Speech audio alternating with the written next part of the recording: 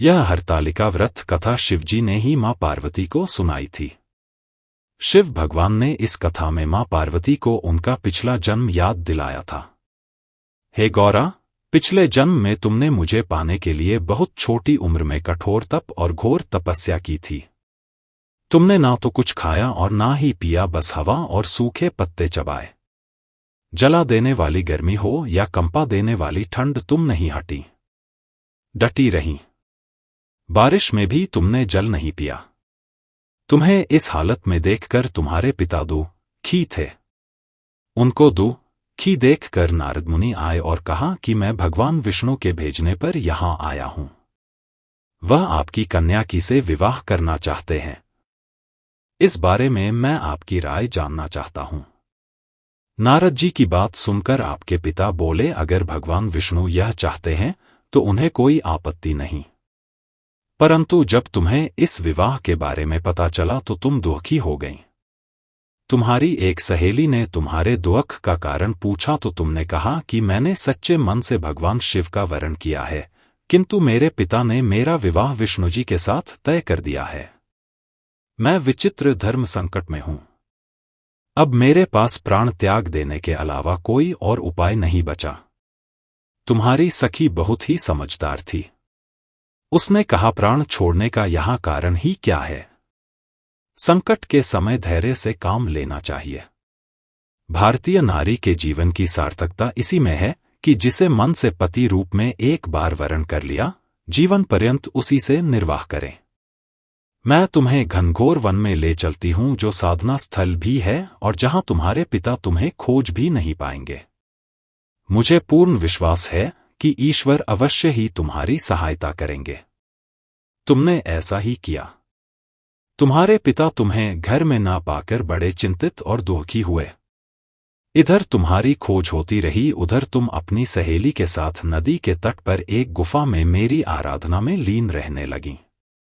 तुमने रेत के शिवलिंग का निर्माण किया।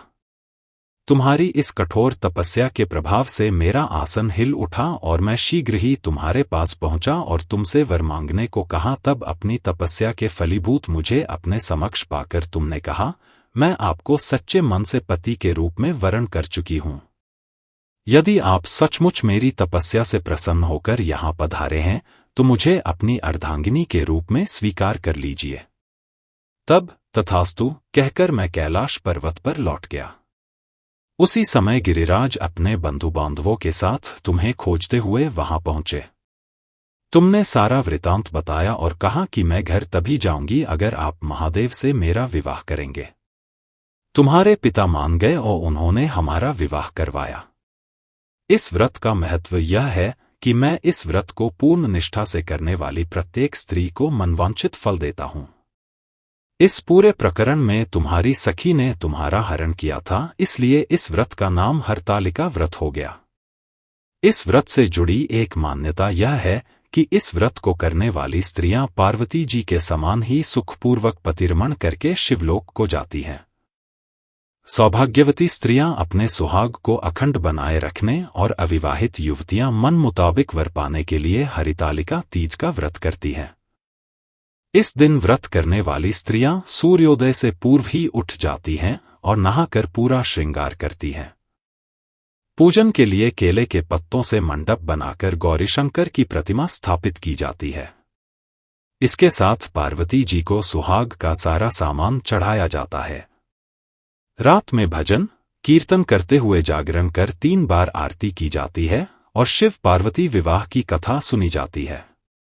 इस व्रत के व्रती को शयन का निषेध है, इसके लिए उसे रात्रि में भजन कीर्तन के साथ रात्रि जागरण करना पड़ता है। प्रातःकाल स्नान करने के पश्चात श्रद्धा एवं भक्ति पूर्वक किसी सुपात्र सुहागिन महिला को श्रृंगार सामग्री, वस्त्र, खाद्य सामग्री, फल, मिष्ठान एवं यथाशक्ति आभूषण का दान करना चाहिए। रेत के शिवलिंग बनाए हैं तो उनका जलाशय में विसर्जन किया जाता है और खीरा खाकर व्रत को संपन्न किया जाता है।